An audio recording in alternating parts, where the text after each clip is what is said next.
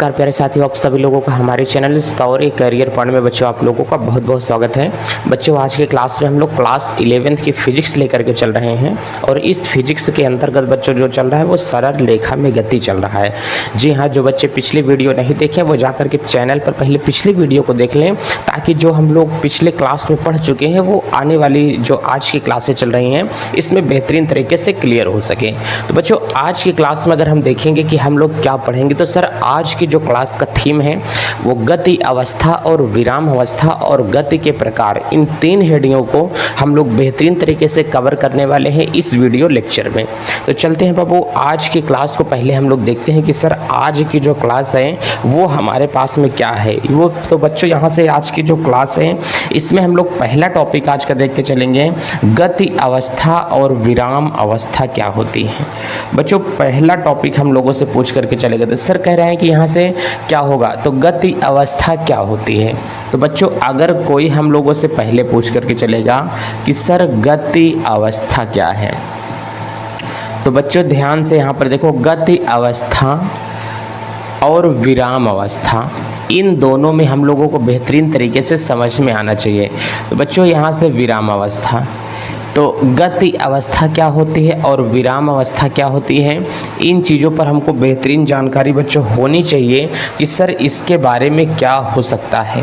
तो बच्चों पहली बात यहाँ से गति अवस्था और विराम अवस्था के बारे में जानकारी हम लोग लेकर के चलेंगे। तो बच्चों गति अवस्था क्या होती है, आप लोगों को एक बात ना बेहतरीन तरीके से पता होगी कि गति अवस्था एक्चुअली में क्या होती है। तो बच्चों अगर कोई हम लोगों से बोलेगा कि सर गति अवस्था क्या होती है, गति अवस्था का मतलब क्या, जब कोई वस्तु चल रही हो उसे क्या कहते हैं, गति अवस्था। जब कोई वस्तु रुकी हुई हो उसे क्या कहते हैं, विराम अवस्था। कहते हैं सर इसमें कौन सी नई बात है, इसको तो हम लोग जानते ही हैं कि सर गति अवस्था क्या होता है और विराम अवस्था क्या है। बस सर इतना ही होगा ना। गति अवस्था का मतलब जब कोई वस्तु चल रही हो, विराम अवस्था का मतलब क्या होता है, जब कोई वस्तु रुकी हुई हो। लेकिन इस तरीके से हम लोग क्या फिजिक्स में लिख सकते हैं, क्या फिजिक्स का कॉन्सेप्ट ये कहता है कि चलती हुई वस्तु को गति अवस्था में कहा जाता है और रुकी हुई वस्तु को विराम अवस्था में कहा जाता है। हमने कहा कि जैसे एक एग्जाम्पल मैं आपको देता हूँ, मैं बस में बैठा हुआ हूँ, तो बताओ मैं तो सीट पर बैठा हूँ ना, लेकिन मैं यहाँ से लेकर के अगर मुझे लखनऊ जाना होगा, अगर मुझे प्रयागराज से लखनऊ जाना होगा, तो मैं आराम से बस पे बैठ करके क्या कर सकता हूँ, जा सकता हूँ। अगर मैं प्लेन, क्या मैं उड़ता हूँ तो मैं गति कर रहा हूँ कि नहीं, क्या सर क्या मजाक कर रहे हैं, उड़ रहे हैं मतलब क्या हो रही है, गति हो रही है। जब उड़ रहे हैं मतलब गति हो रही है, लेकिन मैं तो प्लेन में बैठा हूँ ना, क्या मैं उड़ रहा हूँ, नहीं सर आप नहीं उड़ रहे हैं, प्लेन उड़ रही है। तो इसका मतलब मैं विराम में हूँ, मैं रुका हुआ हूँ। क्या सर क्या बात कर रहे हैं, साइकिल पर मैं चला रहा हूँ, साइकिल पर तो मैं बैठा हूँ ना, मैं थोड़ी चल रहा हूँ, साइकिल चल रही है। नहीं सर आप गति कर रहे हैं। क्या फिर, तो इसका मतलब फिजिक्स जो होती है, फिजिक्स ये नहीं कहती है तुम बैठ करके भी गति कर सकते हो, तुम चल करके भी गति कर सकते हो। इतना बात होता है कि नहीं। तो कह रहे हैं कि सर हाँ ये तो हो सकता है। तो फिजिक्स ये नहीं, ये कहती है, हमारी देसी लैंग्वेज में क्या होता है, जो वस्तु चल रही है इसका मतलब वो गति कर रही है, जो वस्तु रुकी हुई है इसका मतलब वो गति नहीं कर रही। हमने कहा कि अपना सीलिंग फैन देखो छत पर लगा हुआ, जो फैन लगा है वो विराम अवस्था में है कि गति अवस्था में है। कह रहे हैं कि सर जो सीलिंग फैन है वो विराम अवस्था में है। मतलब अच्छा विराम अवस्था में क्यों है, क्योंकि सर वो रुका हुआ है, वो कहीं जा नहीं रहा है। हमने कहा कि ठीक है सीलिंग फैन कहीं नहीं जा रहा है, तो सीलिंग फैन क्यों ये बोलते हो कि पंखा चलाओ, चल रहा है, इसका मतलब वो क्या कर रहा है, गति कर रहा है। हमारा ये देखो डिजिटल पैनल है, अब जब पैनल क्या विराम अवस्था में है कि गति अवस्था में, करें कि सर पैनल विराम अवस्था में है, क्योंकि आप ये हमेशा इसी पैनल पर पढ़ाते हैं। इसका मतलब जब आप लोग को दिखाई देगा कि सर ये हमारे पास में क्या होगा, तो आप हमको यहाँ से बता देते हो कि सर ये पैनल हमारे पास में क्या है, विराम अवस्था में है। हमने कहा ठीक है, तो इसका मतलब गति अवस्था, जरूरी नहीं है कि गति अवस्था में वस्तु चल रही हो। तो पहले समझते हैं गति अवस्था क्या होती है। चलिए तो बच्चों नंबर 1 हेडिंग हम लोग यहाँ से लगा करके चल रहे हैं कि साहब गति अवस्था क्या होगी। तो बच्चों अगर हमसे यहाँ पर समझ करके चलेगा कि गति अवस्था क्या है, इसका मतलब बच्चों गति अवस्था, मोशन इसे कहते हैं ना। तो बच्चों अगर यहाँ से हम लोगों से पूछ करके चलेगा कि गति अवस्था क्या है, बच्चों गति अवस्था में अगर आपको कभी मिलेगा तो इसमें चलने वाली चीज़ें होती हैं। ध्यान से देख करके चलना बच्चों, गति अवस्था में कैसी चीज़ें होती हैं, तो हमने कहा कि गति अवस्था में चलने वाली चीज़ें आएंगी, जितनी चीज़ें चलती होंगी वो सारी की सारी चीज़ें इसमें क्या होंगी, गति करेंगी। इसका मतलब चलने वाली चीज़ें होनी चाहिए। जैसे कह रहे हैं कि सर रेडियो भी तो चलता है, बाजा भी तो बजता है। हमने कहा अभी ये सब पर डिस्कस नहीं करो तो ज़्यादा बेस्ट रहेगा। तो गति अवस्था, जो वस्तु चल रही है इसका मतलब वो क्या कर रही है, गति कर रही है। जैसे मैंने कहा बस अगर चलती है तो वो क्या करती है, गति करती है। तो हमने कहा हाँ, अगर बस चल रही है तो वो गति कर रही है। एग्जाम्पल, हमने कहा कि चलने वाली चीज़ें सभी क्या कहलाती हैं, गति अवस्था में कहलाती हैं। तो बच्चों एग्जाम्पल के तौर पर अगर मैं आपको यहाँ से ये बताऊँ तो कह रहा है कि सर चलती हुई बस, क्या कह रहा है, तो कह रहा है कि सर यहाँ से चलती हुई बस। अब बच्चों एक बात ये बताओ कि जो चलती हुई मैंने आपको बस बताया, ये कौन सी अवस्था में करें कि सर गति अवस्था में है। हमने कहा कि बच्चों यहाँ से उड़ती हुई चिड़िया, ध्यान से देख करके चलना बच्चों, यहाँ से मैंने क्या बताया, उड़ती हुई जो चिड़िया है वो भी एक प्रकार का क्या है, गति कर रही है। हमने कहा चलती हुई ट्रेन, बच्चों ध्यान से देख करके चलना, यहाँ से क्या बता रहा है, चलती हुई ट्रेन, ये भी एक प्रकार का क्या कर रही है, गति बता रही है। हमने कहा कि चलती हुई साइकिल, ध्यान से देख करके चलना बच्चों, यहाँ से क्या बोला मैंने, चलती हुई साइकिल। अब बच्चों यहाँ से आप लोग ये बताओ कि जो चलती हुई साइकिल मैंने बताया ये कौन सी अवस्था में है। कह रहे हैं कि सर ये सब गति अवस्था में, चूंकि ये सारी चीज़ें क्या कर रही हैं, चल रही हैं, इसका मतलब ये गति अवस्था होगी। कन्फर्म है, 100% है, हमने कहा। लेकिन वस्तु चल रही है कि नहीं चल रही है इसका कंपेयर करोगे तभी पता चलेगा। कहें सर कैसे पता कि बस चल रही है, करें कि सर अभी मैंने 7 बजे देखा ना तो बस हमारे घर के सामने थी, 7:01 पर देखा तो बस हमारे घर को डाक चुकी थी। इसका मतलब बस क्या कर रही है, चल रही है। इसका मतलब तुमने गति को समय से तुलना किया। अगर समय ना देखा होता तो तुम कभी नहीं बता सकते थे कि बस चल रही है कि नहीं चल रही है। इसका मतलब जब कोई वस्तु समय के सापेक्ष गति करे तो उसे क्या कहते हैं, गति अवस्था में कहा जाता है। जब कोई वस्तु समय के सापेक्ष अपनी स्थिति में परिवर्तन कर लेती है तो उसे क्या कहा जाता है, गति कहा जाता है। लेकिन ऐसा नहीं है, हम लोग एग्जैक्ट परिभाषा देख करके चलेंगे। जैसे हमने कहा भाई कैसे पता चला कि गति है, हमने कहा तुमने ये कहा सर 7 बजे बस मेरे घर के सामने पहुंची थी और 7:01 पर बस मेरे घर को डाक करके आगे चली गई। तो जो हमारा घर था उसको मैंने एक पॉइंट माना, बिंदु माना कि घर पहले कहाँ, बस कहाँ खड़ी थी, मेरे घर के सामने, मतलब मेरे घर के सामने। तो इसका मतलब जब कोई वस्तु किसी निश्चित बिंदु के सापेक्ष समय के साथ परिवर्तित होती है तो उसे क्या कहा जाता है, गति अवस्था में वस्तु में कहा जाता है कि वो वस्तु क्या कर रही है, गति कर रही है। जब किसी वस्तु की स्थिति में समय के साथ परिवर्तन होता है तो वह वस्तु क्या कहलाती है, गति अवस्था में कहलाती है। जैसे मैंने कहा कि अब इसको मैं एक्सप्लेन करता हूँ एग्जाम्पल के थ्रू और बेहतरीन तरीके से, ताकि आपको ये चीज़ें समझ में आ जाएं। करें ठीक है सर, इसको आप बढ़िया से एक्सप्लेन करिए पहले ताकि ये हम लोगों को समझ में आ सके। हमने कहा हाँ। तो बच्चों अगर मैंने कहा कि एक मैं यहीं से बस बना देता हूँ, पहले ये समझो, हमने कहा कि सर ये मैंने एक बस बना दिया, समझो ये सर एक मैंने यहाँ से बस बनाया। अब सर बस बनाने के बाद में सर बस में पहिया भी कुछ लगा दीजिए। हमने कहा ठीक है सर, जो बस में हम लोग यहाँ से पहिया लगाएंगे ना वो सर बस में पहिया देखो देखने लायक होगा। सर ये बस में तो मैंने पहिया लगा दिया, ये देखिए बस में सर मैंने पहिया लगा दिया। अब ये सर बस है, अब हमने कहा कि ये इसकी क्या है, हेडलाइट है। अब बताओ ये बस है और ये हमने कहा कि ये हमारा बच्चों क्या है, घर है। तो बस हमारे कहाँ पर पहुँची है, घर के सामने। और थोड़ी देर बाद हम लोग देखते हैं कि एक दूसरा स्कूल है, उस स्कूल के सामने ये बस जो है पहुँच जाती है। अब जब ये स्कूल के सामने बच्चों ये बस पहुँच ही गई तो हमने कहा कि देखते हैं कि अभी तो बच्चों ये बस यहाँ पर थी, थोड़ी देर के बाद देखते हैं कि ये बस कहाँ पर पहुँच आई, यहाँ पर ये बस पहुँच आई है।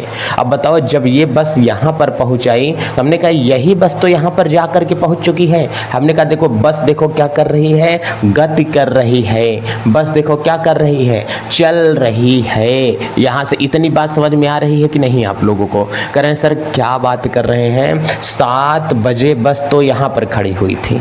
7 बजे बस कहाँ पर खड़ी थी? हमने कहा थोड़ा सा हम समय लिख देते हैं ताकि हम लोगों को समय की जानकारी भी होती रहे। सर जो बस खड़ी थी वो सर 7 बजे बस यहाँ पर खड़ी थी, इसका मतलब 7 AM पर, 7 बजे सुबह के समय बस यहाँ पर खड़ी थी।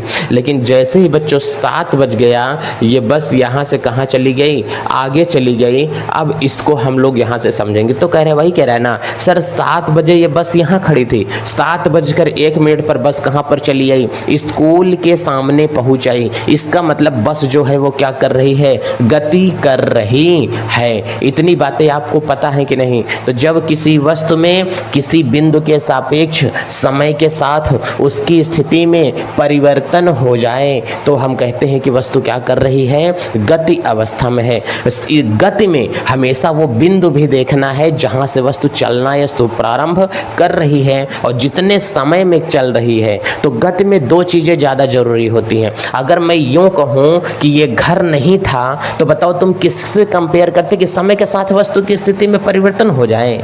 बोलो, यही कहते हैं कि समय के साथ वस्तु की स्थिति में परिवर्तन हो जाए तब हम उसे क्या कहते हैं, गति अवस्था में वस्तु में कहा देते हैं। नहीं, कोई तुम्हारे पास में एक बिंदु भी होना चाहिए कि वस्तु यहाँ से चलना शुरू की है वहां तक गई है, तब तो वो वस्तुएं गति अवस्था में कहलाएंगी। अदरवाइज यदि आप समझना चाहते हैं कि गतिशील वस्तुएं क्या होती हैं तो जो वस्तुएं चल रही हैं वो गति अवस्था में है, जो नहीं चल रही हैं वो विराम अवस्था में है। जब किसी वस्तु की स्थिति में किसी निश्चित बिंदु के सापेक्ष समय के साथ परिवर्तन आता है तो ऐसी वस्तुओं को गति अवस्था की वस्तुएं कहा जाता है। चलिए, इसका मतलब ये बात आपको समझ में आ चुकी है कि ये बस आपके स्कूल से लेकर के बच्चों कहाँ तक चली गई है, इस घर से लेकर स्कूल पहुँच गई है बस। इसका मतलब ये हमारे पास में क्या है, एक प्रकार का।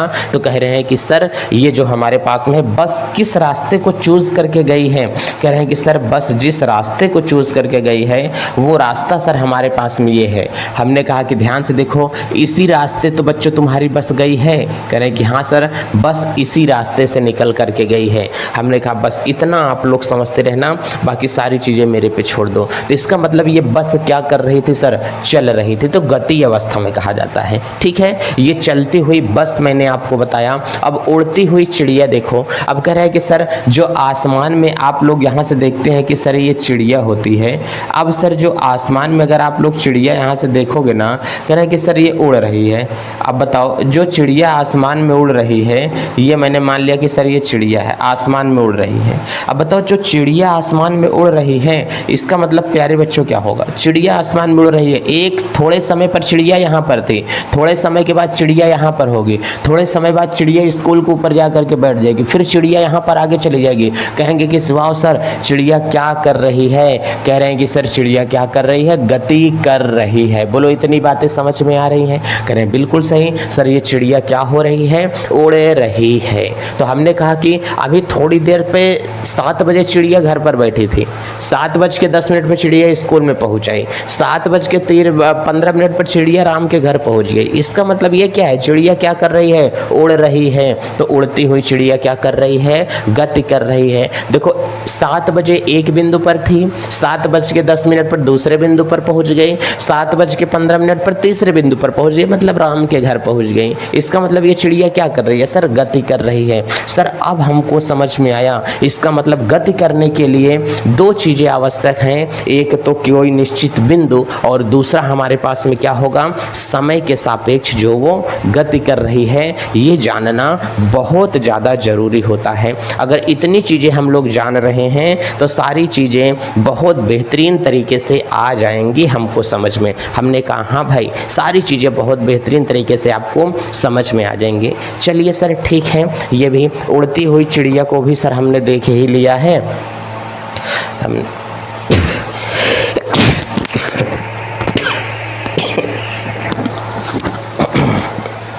चलिए अब इस चिड़िया को मैं यहाँ पर बैठा देता हूँ कि सर ये उड़ती हुई चिड़िया अभी उड़ ही रही है, इसका मतलब ये जो चिड़िया कर रही है बच्चों, ये क्या कर रही है बच्चों, गति कर रही है। चलिए सर चिड़िया वाला उदाहरण तो हमारे समझ में आ गया। हमने कहा अब और देख करके चलो, चलती हुई ट्रेनें क्या होती हैं। तो ट्रेन अगर चल रही है ना, तो इसका मतलब चलती हुई ट्रेन भी तो एक प्रकार का उदाहरण इसका हो सकता है। कह रहे सर क्या बात कर रहे हैं, चलती हुई ट्रेन भी इसका उदाहरण होगा। हमने कहा हाँ भाई साहब, चलती हुई जो आपके पास में यहाँ से ट्रेन है, इसका भी उदाहरण यहाँ से हो सकता है।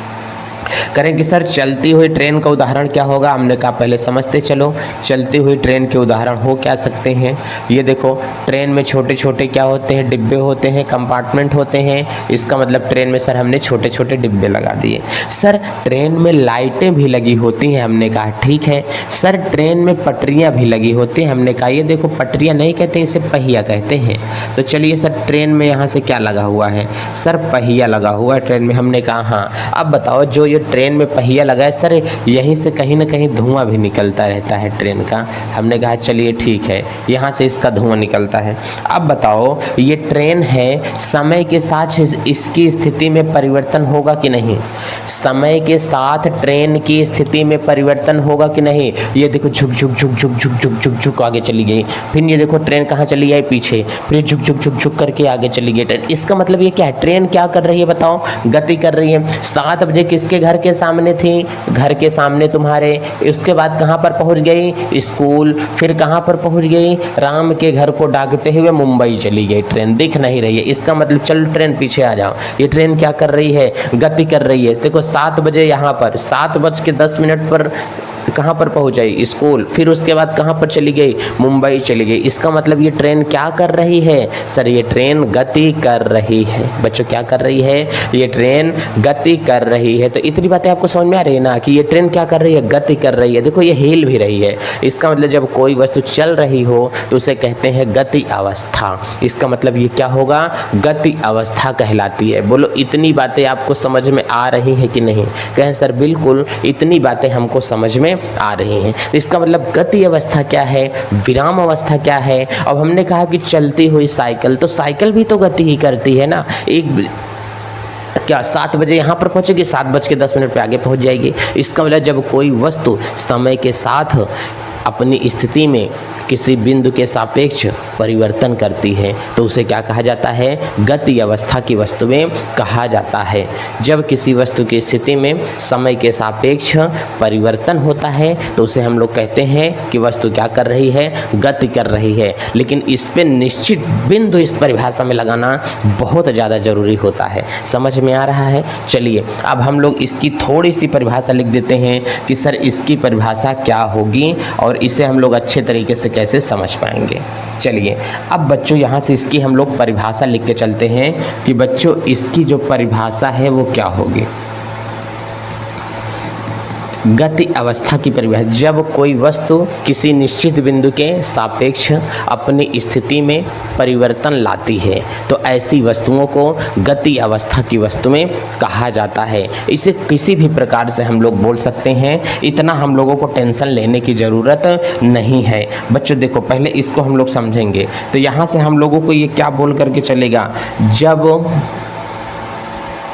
कलर ही थोड़ा सा चेंज कर दिया जाए लगता है। देखो बच्चों यहाँ से हम लोगों को बोल करके चलेगा, जब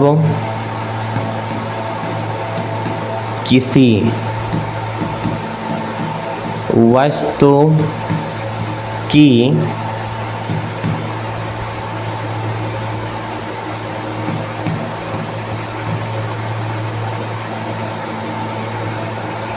ऐसा लिखते हैं, देखो जब कोई वस्तु किसी निश्चित बिंदु के सापेक्ष, ध्यान से देखना, किसी निश्चित बिंदु के सापेक्ष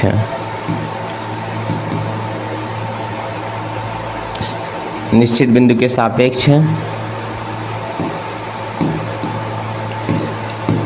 समय के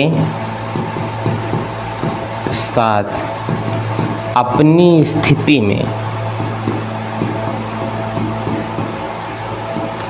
स्थिति में परिवर्तन लाती है तो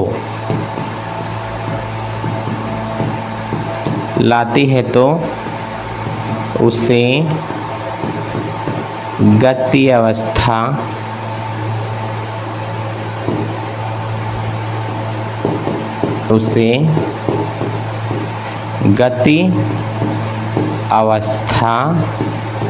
कहा जाता है। ये है बच्चों आपकी परिभाषा। ध्यान से इसको बढ़िया अच्छे तरीके से याद करके रखना, क्योंकि ये परिभाषा आपके लिए बहुत काम आएगी। तो ये जब कोई वस्तु समय के साथ किसी निश्चित बिंदु के सापेक्ष अपनी स्थिति में परिवर्तन लाती है तो उसे कौन सी वस्तु में कहा जाता है? गति अवस्था की वस्तु में कहा जाता है। ठीक है सर, इतनी बातें तो क्लियर है, इतनी बातें हमारे को समझ में आ गई। हमने कहा हाँ ठीक है, लेकिन एक बात अब समझ के चलना।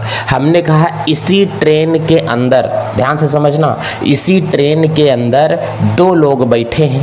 हमने कहा कि दो लोग बैठे हैं, कह रहे हैं कि सर हाँ थोड़ा आगे चलिए। हमने कहा चलो पहले हम लोग ट्रेन बनाते हैं। ये बच्चों अगर हमने कहा कि मैंने ट्रेन यहाँ से बना दिया है, अब बताओ जब मैंने ट्रेन बना दिया तो बच्चों जो ट्रेन का पहिया है वो तो लगाना ही पड़ेगा। अब हमने कहा कि सर जो यहाँ से ये ट्रेन का पहिया है इसे पहले हम लोग लगाएं। चलिए सर, ये देखो सर, ये ट्रेन के पहिए यहाँ पर लगे हुए हैं। अब हमको आप ये बताओ कि सर जो ये ट्रेन का पहिया यहाँ पर लगा है, छोटा बड़ा हो सकता है, इतना ध्यान मत देना। चलिए सर, ये जो ट्रेन का पहिया यहाँ पर लगा हुआ है, हमने कहा कि सर ट्रेन में छोटे छोटे क्या बने हुए हैं? डिब्बे भी बने हुए हैं। ये देखो सर, ट्रेन में छोटे छोटे क्या बने हैं? डिब्बे भी बने हैं। ये मैंने बना दिया सर, ट्रेन में छोटे छोटे डिब्बे बने हैं। और सर अगर यहाँ पर आप लोग देखोगे तो ये ट्रेन की आगे क्या है बच्चों? जाली है। ये ट्रेन की आगे क्या है? लाइट है। ट्रेन इस दिशा में क्या हो रही है? चल रही है। अब बताओ, चलो अब बताओ बच्चों, ये ट्रेन है। हमने कहा कि दो लोग ट्रेन के अंतर्गत बैठे हैं। एक तो बंदा यहाँ से ये बैठा हुआ है सीट पर, और एक बंदा ट्रेन में ये बैठा हुआ है सीट पर। ये कोई बंदा एक है, ये कोई बंदा दो है। अब बताओ ट्रेन जो है हमारी वो चल रही है, और जब ट्रेन हमारी बच्चों चल रही है तो पूरी की पूरी ट्रेन यहाँ से क्या कर रही है? गति कर रही है। अच्छा, ट्रेन के साथ में ये बंदे गति कर रहे हैं कि रुके हैं? कह रहे कि सर जब ट्रेनिया के अंदरवा हैं तो दोनों के दोनों ट्रेन के अंदर गति कर रहे हैं। बाहर से हम देखेंगे तो हमको लगेगा कि ये गति कर रहे हैं। इसके जगह पर सीट पे जाकर के हम बैठ जाएंगे तो हमको लगेगा कि ये दोनों रुके हुए हैं, ट्रेन नहीं चल रही, मतलब ये दोनों व्यक्ति गति नहीं कर रहे हैं। तो हमारे सापेक्ष मैं बाहर से देखूंगा खिड़की से खड़ा होकर के, अगर मैं यहाँ पर खड़ा हो जाऊं, अगर मैं यहाँ से देखूं इन सबको, तो हमको ये लगेगा कि ये दो के दोनों जो बंदे हैं भाई साहब, मैं यहाँ पर देखूंगा, हमको ये लगेगा कि दो के दोनों बंदे क्या कर रहे हैं? गति कर रहे हैं। लेकिन इन दोनों के सापेक्ष, इसके सापेक्ष ये रुका है, इसके सापेक्ष ये रुका है। इसकी नज़र में ये विराम में है, गति नहीं कर रहा है। इसकी नज़र में ये गति नहीं कर, लेकिन मेरी नज़र में दो के दोनों बदतमीज गति कर रहे हैं। तो गति को समझना, किसके सापेक्ष गति कर रही है। तो हमने कहा हमारे सापेक्ष, इसकी नज़र में ये तीनों चीज़ें गतिमान हैं। समझ आ रहा है? इसकी नज़र में ये तीनों चीज़ें गतिमान है। जहाँ पर सापेक्ष ना समझ में आओ, नज़र शब्द लगा लिया करो कि किसकी नज़र में। तो हमने कहा कि ध्यान से देखो, तो इस व्यक्ति के सापेक्ष ये दोनों व्यक्ति क्या हैं? गतिशील हैं, लेकिन एक दूसरे के सापेक्ष ये दोनों गतिमान नहीं हैं। तो हमको ये देखना आवश्यक है कि किसके सापेक्ष कौन गतिमान है। अगर ये चीज़ें पता चल जाएंगी तो बहुत बेहतरीन तरीके से सारी चीज़ें हम लोग कवर कर सकते हैं आगे चल करके। चलिए सर ठीक है, ये भी समझ में आ गया। तो गति अवस्था इतना समझ में आया। अब हम लोग आगे के लेकर के चलते हैं कि सर विराम अवस्था क्या होता है। तो बच्चों अगर कहीं भी बात हम लोगों के सामने आ जाए कि सर बताइए विराम अवस्था क्या होगा, तो बच्चों समझना ध्यान से कि सर विराम अवस्था क्या होती है। बच्चों विराम अवस्था देखो, विराम अवस्था बच्चों अगर यहाँ से हम लोगों से पूछ करके चलेगा रेस्ट में वस्तुएं क्या होती हैं, कि विराम अवस्था में वस्तुएं जो होती हैं ये क्या होती हैं, तो कह रहा है कि सर जो विराम अवस्था की वस्तुएं होती हैं ये कैसी होती हैं, इसे हम लोग किस तरीके से समझ पाएंगे सर। तो हमने कहा कि बच्चों विराम अवस्था की जो वस्तुएं होंगी ना इसे हम लोग पहले समझेंगे अच्छे तरीके से। तो बच्चों जो विराम अवस्था की वस्तु, इसका मतलब ऐसी वस्तुएं जो रुकी हुई हैं, गति नहीं कर रही हैं, उसे क्या कहा जाता है, विराम अवस्था की वस्तुएं कहा जाता है। जब कोई वस्तु किसी बिंदु के सापेक्ष समय के साथ अपनी स्थिति में परिवर्तन न लाए तो उसे क्या कहते हैं, विराम अवस्था की वस्तुएं कहा जाता है। जब किसी वस्तु की स्थिति में समय के साथ परिवर्तन नहीं आता है तो उसे हम लोग क्या कहते हैं, गति विराम अवस्था की वस्तुएं कहा जाता है। जहां पर विराम शब्द आ जाएगा, आप लोग ये इतना मान करके रखना कि विराम का मतलब बच्चों रुकी हुई वस्तु होता है, इतना हमेशा ध्यान देना, रुकी हुई वस्तु होता है। चलिए सर इतना तो हम लोग ध्यान में हमेशा रखेंगे कि विराम का मतलब होता है रुकी हुई वस्तु, वह वस्तु गति ना करती हो। जैसे सर हम लोग एग्जाम्पल के तौर पर यहाँ से समझ सकते हैं कि रुकी हुई वस्तु में कौन कौन सी वस्तुएं हो सकती हैं जो कि क्या हैं, रुकी हुई हैं। हमने कहा कि विराम अवस्था की वस्तुएं, हाँ सर विराम अवस्था की वस्तुएं। अच्छा ये बताओ तुम अपने घर में जो दीवार है, दीवार पर महात्मा गांधी की फोटो टांगे हो, क्या महात्मा गांधी गति कर रहे हैं, नहीं गति कर रहे हैं। तो दीवार पर लगी फोटो क्या होगा, दीवार पर लगी फोटो, वो फोटो नहीं गति कर रही है, वो विराम अवस्था में है। कल भी थी, आज भी है, कल भी रहेगी, अगर निकाल करके कोई नहीं फेंकेगा तो विराम अवस्था और गति अवस्था बखूबी तरीके से समझ सकते हैं हम लोग वहाँ से। तो सर दो चीज़ें तो हो गई कि विराम अवस्था किसी वस्तु की स्थिति में, ये चश्मा हमारी आंखों से उतर करके नहीं भाग जाएगा, तो इसका मतलब ये क्या है, विराम अवस्था में है। मेरे सर पर ही लगा है तो मेरे सापेक्ष ये क्या है, विराम में है। अब देखो ये तुम्हारे सापेक्ष ये क्या कर रहा है, गति कर रहा है, तो कि मैं इधर उधर लेकर के हिल रहा हूँ नहीं, तो तुम्हारे सापेक्ष ये गति कर रहा है, लेकिन मेरे सापेक्ष ये क्या है, विराम में है। ये कल भी था, ये अभी भी है और हो सकता है कल भी रहे। मतलब जब तक मैं हूँ तब तक ये मेरे सर चढ़ के बोलेगा। लेकिन तुम्हारे घर में जो गांधी जी की फ़ोटो लगी है, वो फ़ोटो तुम्हारे घर में तो लगी है, लेकिन क्या घर लेकर के तुम चल सकते हो क्या? कैसा नहीं सर, हम घर लेकर के नहीं चल सकते हैं। इसका मतलब गांधी जी की फ़ोटो विराम में ही रहेगी। ठीक है सर, समझ गए। अब गांधी जी की फ़ोटो विराम में ही रहेगी तो चीज़ें तो समझ में आ चुकी हैं। हमने कहा हाँ, चीज़ें बेहतरीन तरीके से समझ में आ चुकी हैं। तो विराम का मतलब रुकी हुई। अच्छा, पेड़ पौधे गति करते हैं कि विराम में रहते हैं? तो सर पेड़ पौधे कहाँ से गति करेंगे? तो ज़मीन पर पेड़ पौधे ये सब क्या है, विराम अवस्था में होते हैं, ये सब चलते नहीं हैं। ठीक है ना। हमने कहा कि अलमारी, मकान कमरे में रखी हुई अलमारी, तो ये सब क्या है, विराम अवस्था की चीज़ें हैं। कंप्यूटर रख देते हैं, वो विराम अवस्था में होता है। तुम कहीं खड़े हो जाओ एक जगह, तुम क्या हो, विराम अवस्था में हो। कार खराब हो जाए तो विराम अवस्था में है। ट्रेन स्टेशन पर पहुंच के रुक जाए तो कौन सी अवस्था में, विराम अवस्था में है। चिड़िया अगर एक ही जगह पर, देखो कभी कभी फड़फड़ फड़फड़ रुकी रहती है, एक आसमानवा में कई जगह उड़ती रहती है, तो वो भी क्या है, विराम अवस्था में है। इतनी चीज़ें समझ में आ रही है कि नहीं? कहें सर हाँ, इतनी चीज़ें तो हमको समझ में आ रही हैं। तो जौन चीज़ रुकी हो वो क्या है, विराम अवस्था में है। मतलब उसमें समय के साथ परिवर्तन न आए तो वो वस्तुएं क्या होती हैं, विराम अवस्था की वस्तुएं कहलाती हैं। ठीक है सर, समझ में आ गया। विराम अवस्था और गति अवस्था हमको बेहतरीन तरीके से समझ में आ गए। हमने कहा दीवार पर लगी फोटो, बच्चों ध्यान से देख कर चलना, क्या बोल रहा है यहाँ से, दीवार पर लगी फोटो। ध्यान से देखना बच्चों, यहाँ से कह रहा है कि दीवार पर जो लगी क्या होगी, फोटो होगी, वो विराम अवस्था में होगी।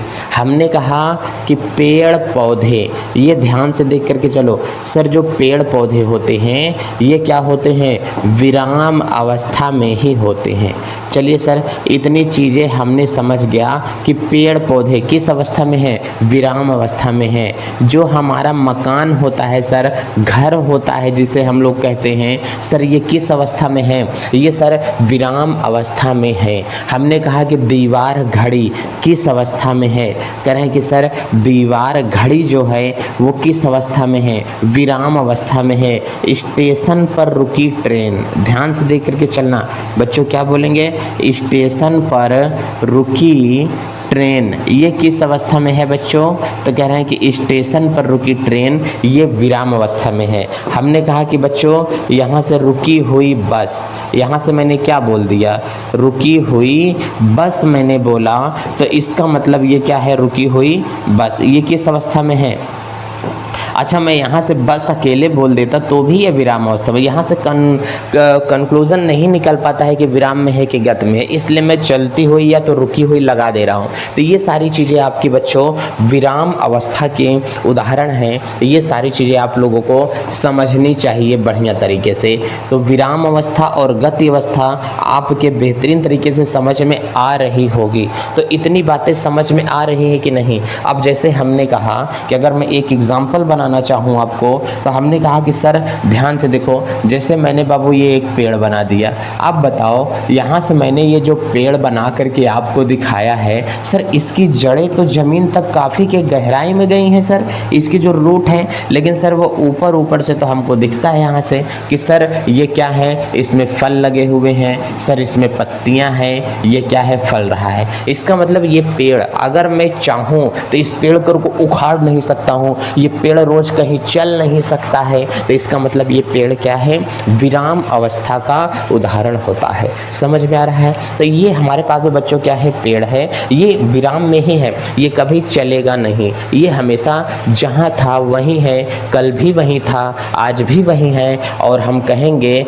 कि सर ये 200 साल बाद अगर हम लोग इसको देखेंगे तो भी ये पेड़ वहीं पर रहेगा। इतना समझ में आ रहा है। तो हमने कहा कि ये कभी रुकने और थकने वाला नहीं होता है। तो सर ये क्या है, विराम अवस्था के उदाहरण होते हैं। बहुत अच्छी बात सर, समझ में आ गया सर इतनी चीज़ें। अब एक बात और बताइए सर। हमने कहा हाँ सर क्या बात है। तो कह रहे हैं कि सर देखिए गति अवस्था भी आपके समझ में आ गई। कह रहे हैं बिल्कुल सर। आप कह रहे हैं कि अच्छा ये बताओ जीवन का एक सत्य क्या होता है। विराम अवस्था और गति अवस्था मैंने दोनों बता दिया आपको, ठीक है। मोशन क्या होता है, रेस्ट क्या होता है, दोनों चीज़ें बताया। अब ये बताओ life is a motion, death is rest, इसका मतलब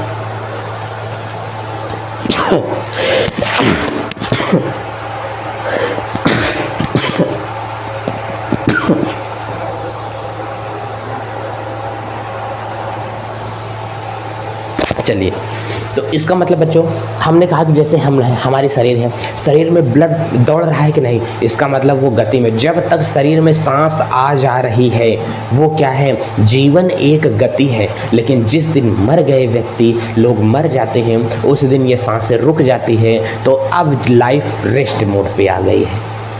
तो जीवन एक क्या है, गति है, और बाकी डेथ एक क्या है, विराम है। मतलब शरीर में जितने संचार हो रहे हैं, जितने कार्य हो रहे हैं, वर्किंग सिस्टम जितना चालू है, शरीर में एक एक अंग जो काम कर रहे हैं वो सब गति कर रहे हैं, और ये गति कभी रुकनी नहीं चाहिए। अपने शरीर का ख्याल रखें और अपनों का ख्याल रखें बच्चों, ठीक है। इसी के साथ चलते हैं नेक्स्ट वीडियो लेक्चर में हम लोग देखेंगे कि गति कितने प्रकार की होती है, इसको बढ़िया तरीके से पहले समझेंगे।